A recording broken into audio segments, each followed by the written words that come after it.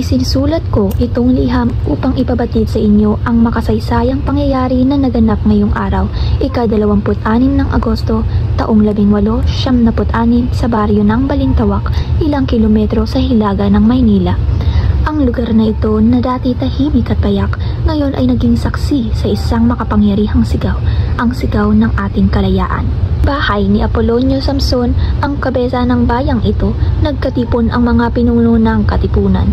Naroon si Nagat Andres Bonifacio, ang ama ng himagsikan, kasama sina Emilio Jacinto, Aguedo del Rosario, Tomas Remigio, Bricio Pantes, Teodoro Plata, Pio Valenzuela, Enrique Pacheco at Francisco Carreon. Dumalo rin ang mga kinatawan mula sa iba't ibang lalawigan, mula sa Bulacan, Cabanatuan, Cavite at Morong. Sila ay mga tunay na anak ng bayan, handang ialay ang kanilang buhay upang mawakasan ang mapang-aping paghahari ng mga dayuhan. Sa madilim na silid, isinagawa ang isang mahalagang pagpupulong. Ipinagtibay na ang tigmaan laban sa mga Espanyol ay hindi na maiiwasan. Pinag-usapan ang mga hakbang na dapat gawin upang maisakatuparan ang ating mithiin, ang paglaya ng ating inang bayan. Alam nating lahat na ang revolusyong ito ay hindi na maaring ipagpaliban pa. Ang ating hanay ay nais ng makibaka at ang dugo ng ating mga kapatid ay nag-aalab sa paghahangad ng kalayaan.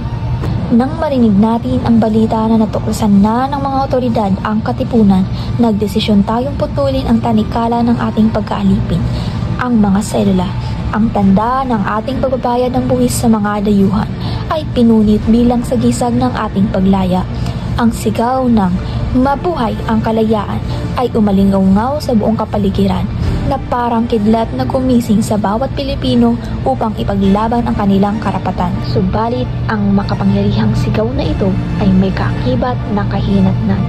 Mabilis na kumilos ang mga Espanyol upang sugpuin ang ating adhikain.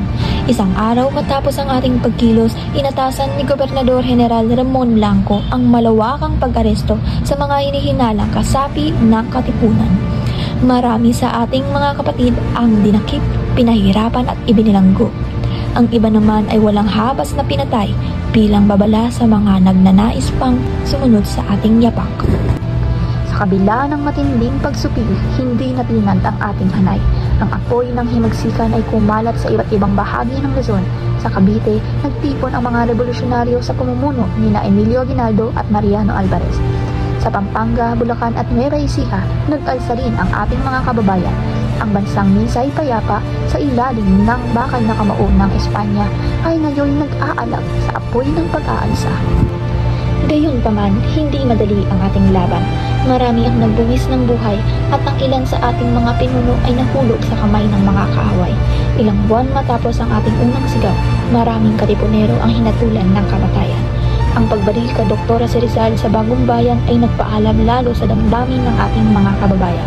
Ngunit hindi natin maaaring itigil ang laban. Ang ating sinimulan sa Balintawak ay hindi maaaring mauwi sa wala. Sa bawat patak ng dugong dumanak, sa bawat sakripisyong inalay ng ating mga bayani, lalong tumitibay ang ating adhikaing makalaya. Ang ating laban ay hindi lamang para sa ating sarili, kundi para sa ating mga anak at sa mga susunod pang saling lahi. Naway lumating ang araw na ang ating pagsisikap ay magbunga ng ganap na kalayaan. Hanggang sa huling patak ng ating dugo, ipaglalaban natin ang ating unang bayan. Lubos na gumagalang, Rivas.